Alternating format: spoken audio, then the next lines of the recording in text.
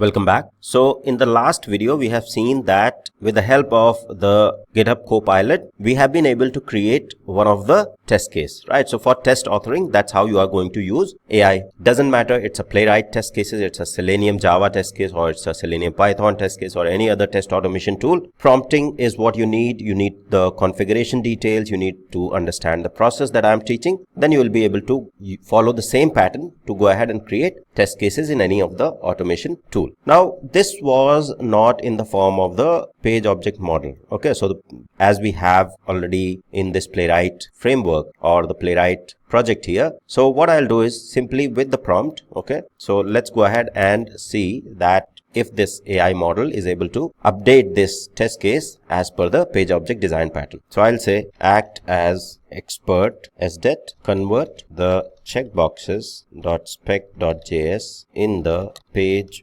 object design pattern as used in the existing Playwright automation project. Okay, let me add and here act as an expert SDET. There is a spelling mistake here, so automation project. Okay, so now let's see if it is able to identify the pattern that we have in this project and update this checkboxes.spec.js file. Okay, I can also mention refer to the pages defined in pages folder. Okay, and let's add the context of the pages. So I'll say refer to the pages as well. Okay, so this should have a good enough context.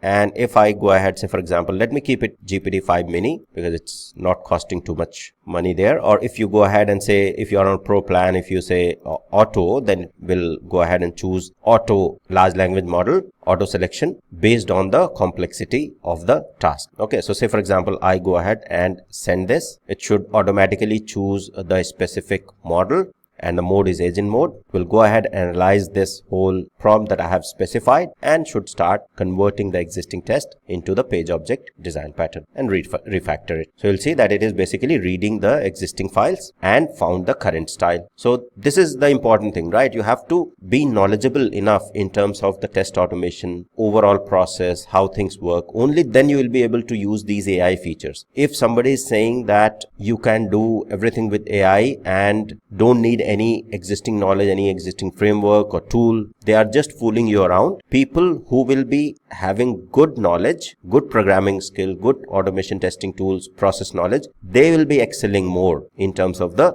AI usage, not the ones who are just using it as a standalone tool and don't know anything about the existing framework, the test automation tool, etc. Okay, so you'll see it has very quickly went ahead and refactored the code. Now you'll see that it is asking to run the test. So what I'll do is I'll go ahead and allow. It is going to run in the headless mode. So that is absolutely fine. Let me see whether the refactored code is running fine or not. Okay, so you'll see it has created the checkboxes page.js in the pages folder and then checkboxes.spec.js in the test folder. It has refactored that as per the page object design pattern. Okay, that we were following. I'll say allow and let's see if all of this refactoring is working as expected and test is actually working fine. So you'll see that successfully it has actually refactored it very well. All of the test cases are passing. Okay, I'll keep these two files and let's go through the page file that it has created and see the checkboxes page file. Exactly the same pattern followed. You'll see the checkboxes page constructor and then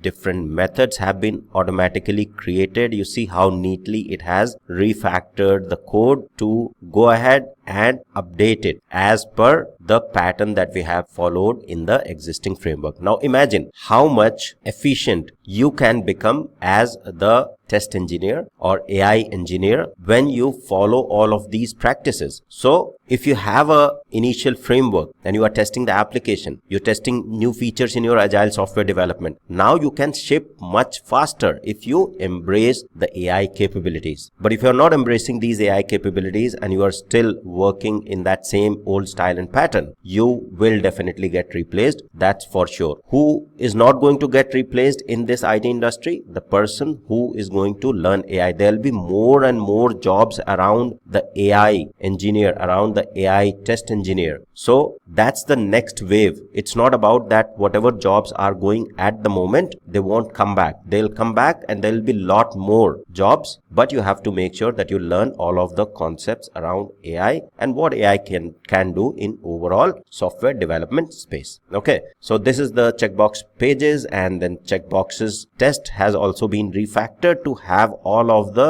details from the checkboxes pages, how neatly it has been done. Okay, now as a test engineer, my job is to basically go ahead and ensure that whatever has been added is good enough. It's not a junk code, or it's actually following the best practices in my organization. Okay, so that's how you are going to convert or improve the test automation code in any of your project. Thank you. See you in the next one.